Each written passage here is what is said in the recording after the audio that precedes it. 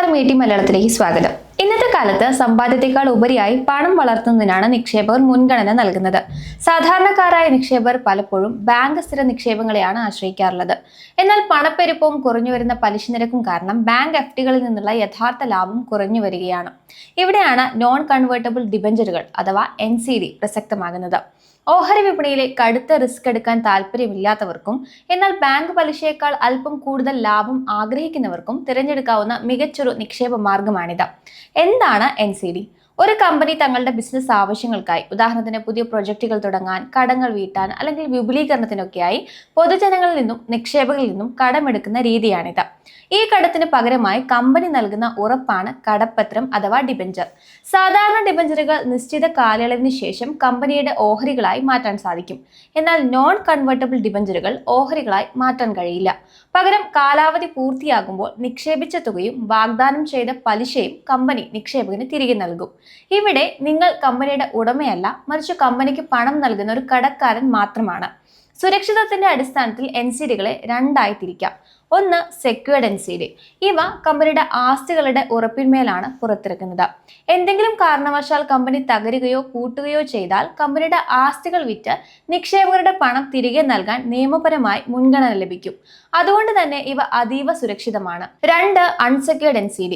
ഇത്തരം ഡിബഞ്ചറുകൾക്ക് ആസ്തികളുടെ ഉറപ്പില്ല. കമ്പനിയുടെ വിശ്വാസ്യതയിൽ മാത്രമാണ് ഇവിടെ നിക്ഷേപം നടത്തുന്നത്.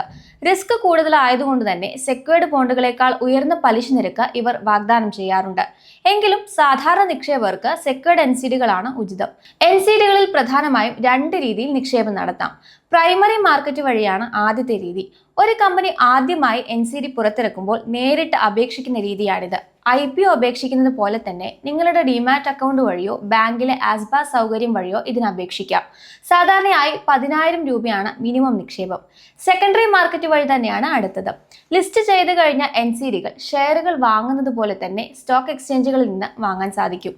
ഇവിടെയും നിങ്ങൾക്ക് കുറഞ്ഞത് മിനിമം എമൗണ്ട് വെച്ചാണ് നിക്ഷേപം നടത്താൻ സാധിക്കുക. NCD തിരഞ്ഞെടുക്കുമ്പോൾ ചില കാര്യങ്ങൾ നമ്മൾ ശ്രദ്ധിക്കേണ്ടതുണ്ട്. ആദ്യമായി ക്രെഡിറ്റ് റേറ്റിംഗ് തന്നെയാണ്. നിക്ഷേപത്തിന്റെ സുരക്ഷിതത്വം അറിയാനുള്ള ഏറ്റവും എളുപ്പ വഴിയാണിത്. ക്രിസിൽ, ഇക്ര, കെയർ പോലുള്ള ഏജൻസികൾ കമ്പനിയുടെ സാമ്പത്തിക ഭദ്രത പരിശോധിച്ച് നൽകുന്ന റാങ്കിംഗ് ആണിത്. AAA, AA+ റേറ്റിംഗ് ഉള്ളവ അതീവ സുരക്ഷിതമാണെന്നാണ് അർത്ഥം. റേറ്റിംഗ് താഴേക്ക് പോകുന്തോറും റിസ്ക്കും കൂടും. രണ്ടാമത്, കൂപ്പൺ റേറ്റ് ആണ് ശ്രദ്ധിക്കേണ്ടത്.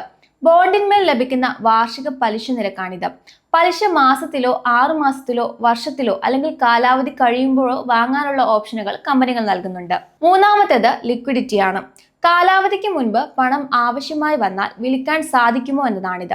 സ്റ്റോക്ക് എക്സ്ചേഞ്ചിൽ കൂടുതൽ ആളുകൾ വാങ്ങാനും വിൽക്കാനും ഉണ്ടെങ്കിൽ മാത്രമേ നമുക്ക് എളുപ്പത്തിൽ പണം പിൻവലിക്കാൻ സാധിക്കൂ. ഇന്ന് സാങ്കേതികവിദ്യ വളർന്നതോടെ വീട്ടിലിരുന്ന് തന്നെ സുരക്ഷിതമായി NCDകൾ തിരഞ്ഞെടുക്കാം.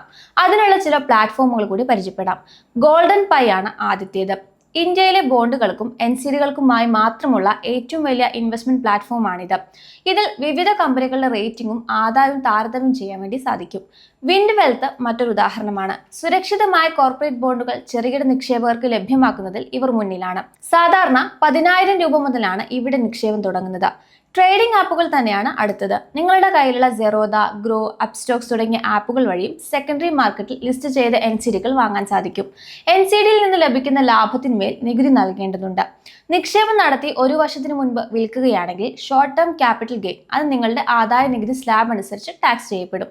1 വർഷത്തിന് ശേഷമാണ് വിൽക്കുന്നതെങ്കിൽ അഥവാ ലോങ് ടേം ക്യാപിറ്റൽ ഗെയിൻ ആണെങ്കിൽ ഇൻഡെക്സേഷൻ ഇല്ലാതെ 10% നികുതി നൽകേണ്ടി വരും. എന്നാൽ ഏറ്റവും വലിയ ഗുണം ലിസ്റ്റ് ചെയ്ത NCDകൾക്ക് പലിശ നൽകുമ്പോൾ കമ്പനികൾ TDS കുറയ്ക്കാറില്ല എന്നതാണ്. നോൺ കൺവേർട്ടബിൾ ഡിബഞ്ചറുകളുടെ അഡ്വാൻറ്റേജസ് കൂടി നോക്കാം. ഉയർന്ന പലിശ തന്നെയാണ് ആദ്യത്തേത്. സാധാരണ ബാങ്ക് FDയേക്കാൾ 2 മുതൽ 4% വരെ അധിക പലിശ NCDകളിൽ നിന്ന് നമുക്ക് ലഭിക്കും. അതായത് ഏകദേശം 7 മുതൽ 12% വരെ. രണ്ടാമത്തേത് സ്ഥിര വരുമാനം തന്നെയാണ്. റിട്ടയർ ചെയ്തവർക്കും കൃത്യമായ മാസവരുമാനം ആഗ്രഹിക്കുന്നവർക്കും മന്ത്ലി ഇൻട്രസ്റ്റ് പ്ലാനുകൾ തിരഞ്ഞെടുക്കാവുന്നതാണ്. സുരക്ഷിതത്വം തന്നെയാണ് മൂന്നാമത്തേത്. ഗവൺമെന്റ് അംഗീകൃത ഏജൻസികളുടെ റേറ്റിംഗ് ഉള്ളതിനാലും സെക്യൂർഡ് ബോണ്ടുകൾ ഉള്ളതിനാലും മറ്റ് ഓഹരി നിക്ഷേപങ്ങളെക്കാൾ സുരക്ഷിതമായിരിക്കും. Tata capital, L&T finance, Muthoot finance തുടങ്ങിയ വിശ്വസ്തരായ സ്ഥാപനങ്ങൾ പുറത്തിറക്കുന്ന NCDകൾ നിക്ഷേപ പോർട്ട്ഫോളിയോയിൽ ഉൾപ്പെടുത്തുന്നത് ഗുണകരമായിരിക്കും. എന്നിരുന്നാലും ഒരു കമ്പനിയുടെയും മുൻകാല ചരിത്രം മാത്രം നോക്കാതെ നിലവിലെ സാമ്പത്തിക സ്ഥിതിയും ക്രെഡിറ്റ് റേറ്റിംഗും വിലയിരുത്തിയ ശേഷം മാത്രം പണം നിക്ഷേപിക്കുക. ചെറിയ തുകകളിൽ തുടങ്ങി, ഉദാഹരണത്തിന് 10,000 രൂപ മുതലൊക്കെ തുടങ്ങി ഈ നിക്ഷേപ രീതി പഠിച്ചെടുക്കുന്നത് മികച്ചൊരു സാമ്പത്തിക അടിത്തറപ്പാകാൻ നിങ്ങളെ സഹായിക്കും.